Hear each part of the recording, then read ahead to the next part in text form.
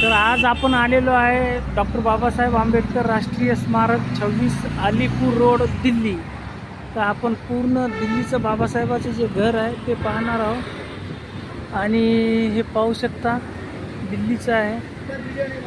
अंदर नाही ठीक आहे ओके ओके. तर हे आहे डॉक्टर बाबासाहेब आंबेडकरांचं. कौन के साथ है? हां हां नाही नाही नाही हां हां. हे आहे डॉक्टर बाबासाहेब आंबेडकरांचं दिल्ली येथील घर जे आपण पाहू शकता. आपण आतमध्ये जाऊन पाहणार आहोत. भव्य असा पुतळा आहे.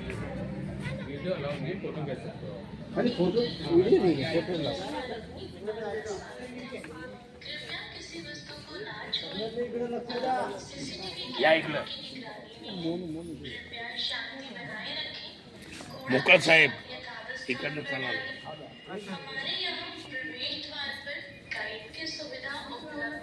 अरे चालू करून दे ना मला. हत्ती काय केलं? या सर्वांनंतर फोटो काढा. मी काय बोलतो डॉक्टर बाबासाहेबांचे पूर्ण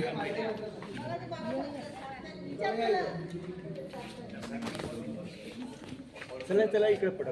या इकडे या.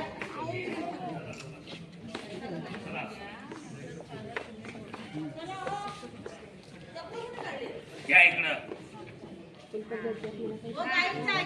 माहिती आहे का पहिले? चला एक साइड इकडे. पोरीला हात करा.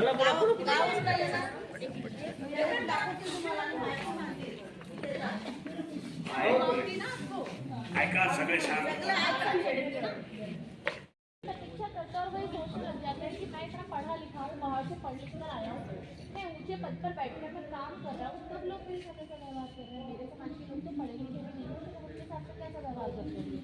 तो बाबा साहब उसी भगवत की पेटी में बैठ करके प्रण लेते हैं, संकल्प लेते हैं कि आज के बाद में जो कुछ भी करना मला हे काढून दे रे. पाठवतो ना. पाठव. देखा जाए तो यहीं से बाबा साहब की लाइफ का टर्निंग पॉइंट शुरू होता है, जिनको समाज सुधारक के रूप में आयोजित किया जाता है. तभी से इस जगह को सयाजी बाग को संकल्प भूमि के नाम से जाना गया. ये बड़ौदा में है और संकल्प दिवस को उस दिन सेलिब्रेट किया जाता है 23 सितंबर 1917. और ये बाबा साहब का एक स्टैचू है, 12 फीट ऊंचा है, बहुत मटेरियल से बना हुआ है.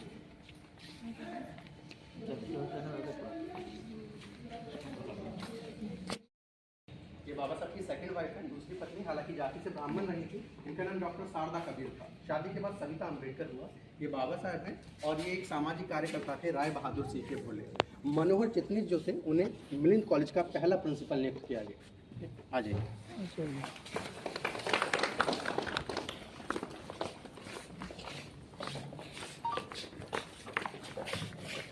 आगे आ जाओ इधर. इसमें देखना है आपको. ठीक है.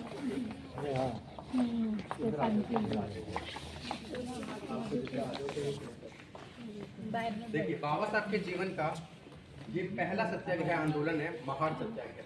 ये तालाब था और इस तालाब पर या तो सवर्ण पानी पी सकते थे या उनके पशु और जानवर पानी पी सकते थे.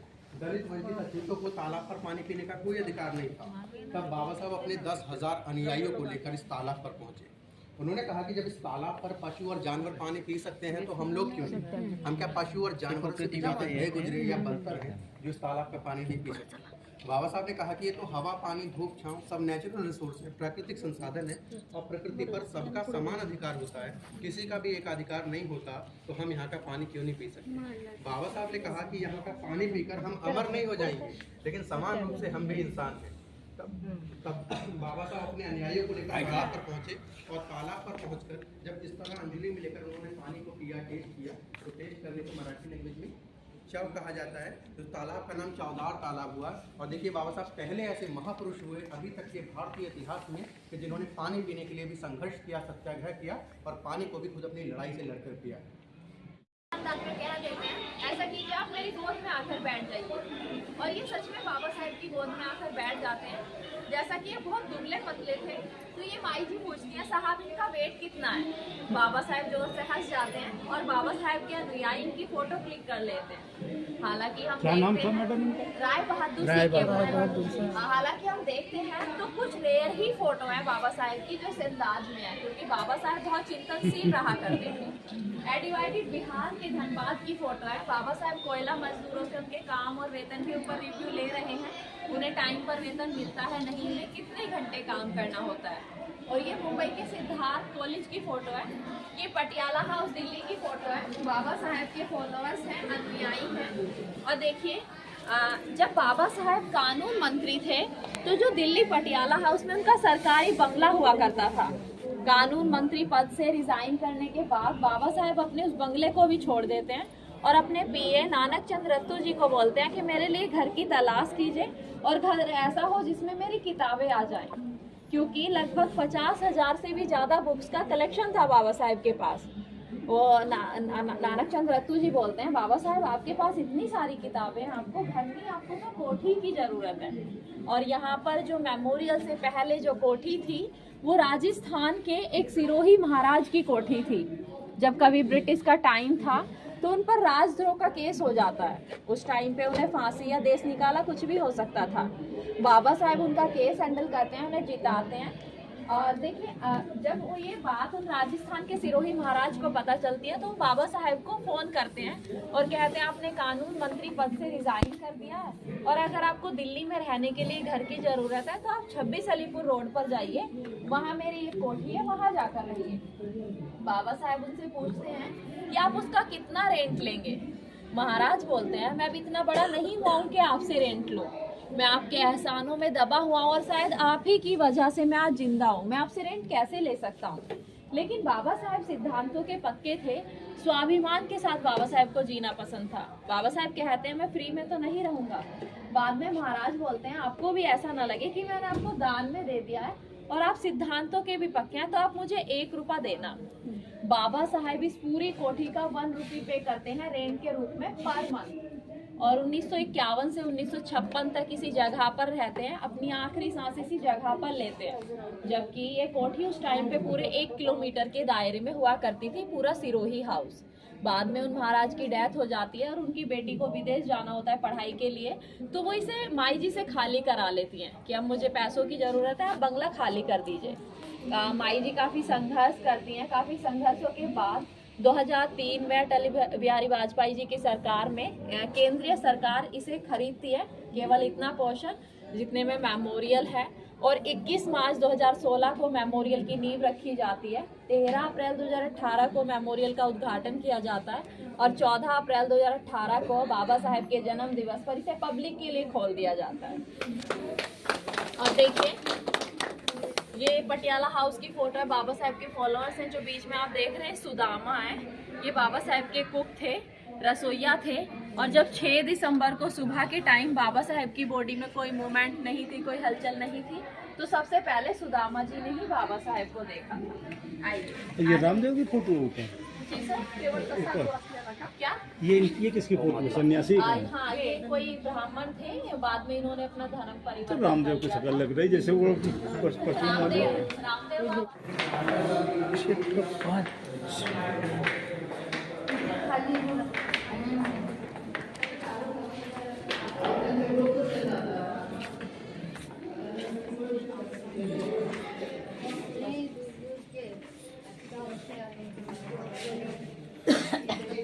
प्रथम मंत्रिमंडल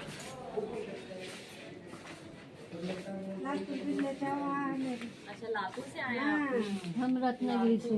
लातूर से तो एक भंते जी भी आते हैं, वो आते रहते हैं काफी। कैसा नाम का है? उसका नाम तो पता नहीं, मेरे को याद नहीं है अभी। फोन नंबर है उनका, फोन नंबर है। और एक हाँ खंडूरी मैडम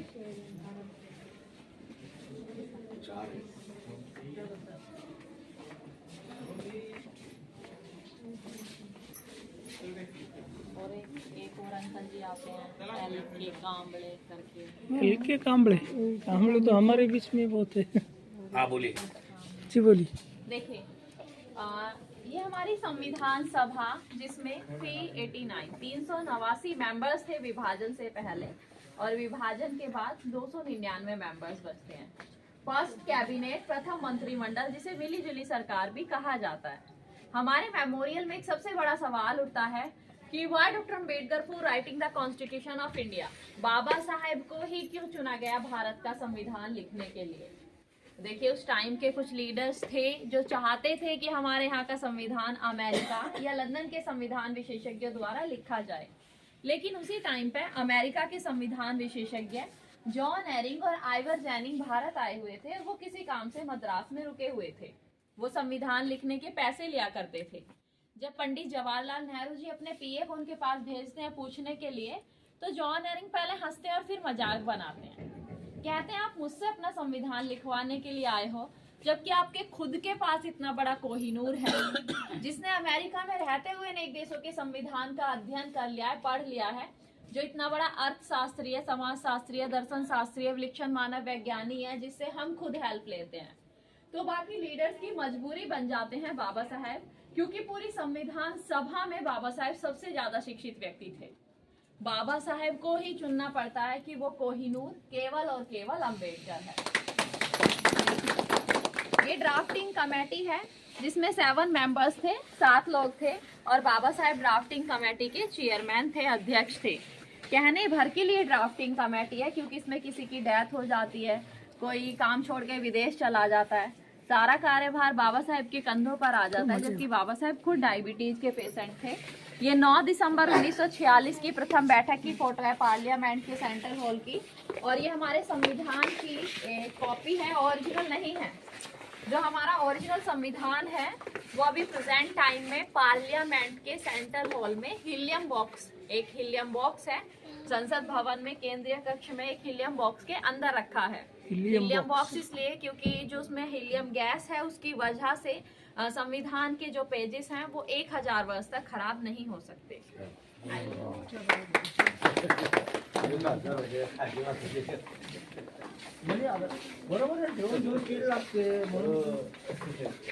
आज क्या हो अभी?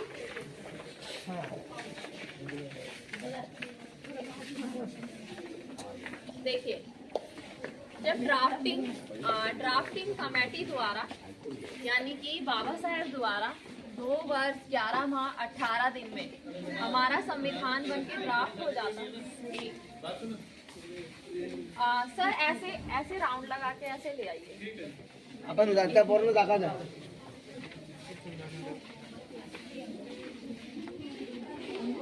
देखिए 2 वर्ष 11 माह 18 दिन में जब हमारा संविधान बनके तैयार हो जाता है तो फिर सोचा जाता है क्यों ना इस पे कैलीग्राफी की जाए, इसे अच्छी सी हैंड राइटिंग में लिखवाया जाए, इस पे कुछ आर्ट वर्क किया जाए ताकि ये देखने में अच्छा और सुंदर लगे। ये प्रेम बिहारी नारायण रायजादा जी को चुना जाता है। ये दिल्ली के सेंट स्टीफन कॉलेज के स्टूडेंट्स होते हैं और उस टाइम के बहुत अच्छे कैलीग्राफर होते हैं। जब इनसे पूछा जाता है तो ये कहते हैं देखिए मुझे एक भी पैसा नहीं चाहिए संविधान को लिखने का, लेकिन इनकी एक शर्त होती है कि मैं संविधान के हर एक पेज पर अपना नाम लिखूंगा और जो उसका आखिरी पेज होगा उस पर अपने दादाजी के साथ अपना नाम लिखूंगा, क्योंकि जो मुझे कैलीग्राफी का टैलेंट है मेरे दादाजी की देन है।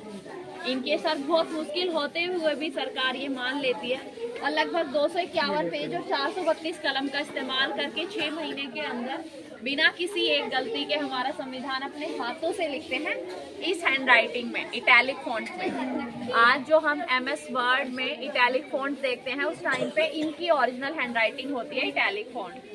जो ये आर्ट वर्क पिक्चर बाउंड्रिंग हम देख रहे हैं वो आचार्य नंदलाल बोस जी को चुना जाता है कोलकाता से।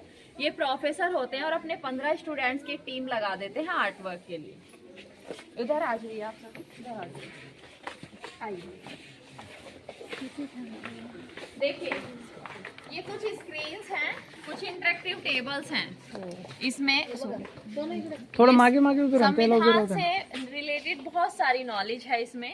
आप गाइडिंग पूरी होने के बाद वापस आके भी पढ़ सकते हैं। बाबा साहेब की ओरिजिनल फोटो गैलरी है और इसमें कुछ क्विज क्वेश्चंस हैं जिनके आंसर उन्हीं के पीछे हैं। इसमें इतनी नॉलेज है कि PhD की एक थीसिस कंप्लीट की जा सकती है। बाबा साहेब की ओरिजिनल वॉइस है, रियल वॉइस है ये। So far, as the ultimate goal is concerned, I think none of us need have any apprehension. None of us need have any doubt. But my fear,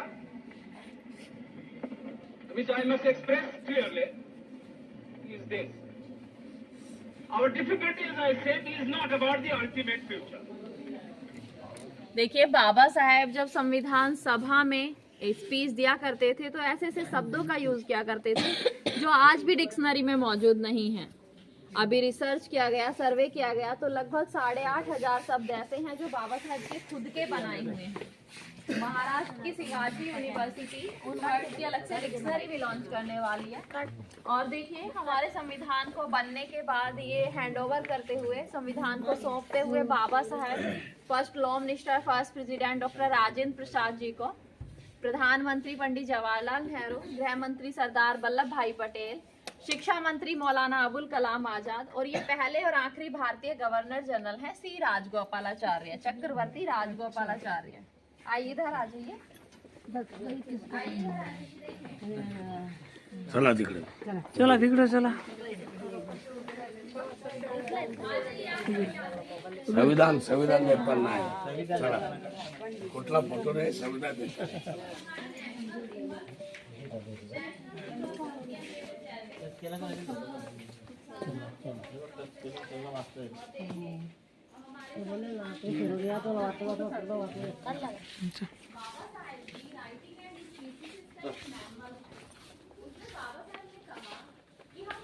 photo काढणार आहे, काढलाय आहे का नंतर? हम ये सब जो भी है सब बाद में है। हमारा जो मेन रीजन, मेन धर्म, मेन उद्देश्य होना चाहिए वो Indian first and Indian last. हम पहले भारतीय हैं और आखिर तक भारतीय ही रहेंगे। और इसका सबसे अच्छा एग्जाम्पल है हमारे भारत का संविधान। संविधान की प्रस्तावना जो शुरू ही होती है हम भारत के लोग से और भारतीयों को एकजुट रखती है। संविधान के 22 भाग हैं ये, जो लगभग 5000 वर्ष पूर्व के इतिहास को दर्शाते हैं। और जैसा कि प्रेम बिहारी नारायण रायजादा जी की शर्त थी, उनके शर्त के मुताबिक हर पेज पर उनका नाम है प्रेम। और ये नीचे वाले नाम उनके हैं जिन्होंने ये आर्ट वर्क किया है। आइए।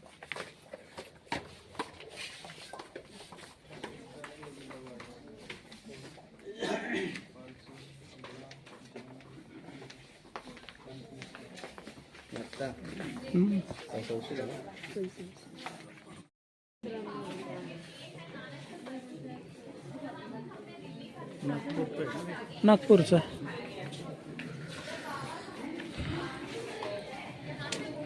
अरे ठीक आहे।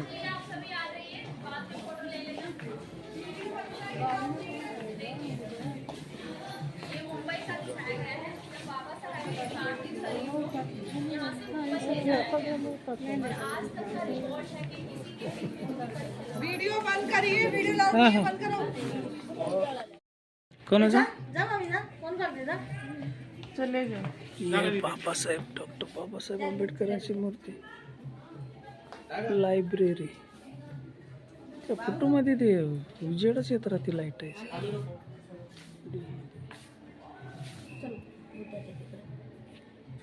माणसाच्या मागे मागे मागे राहायचं जरा। भूमी स्पर्श, तर्जनी, वरद, नमस्कार, ध्यान, मुद्रा, ध्यान, अभय, कर्ण, धर्मचक्र,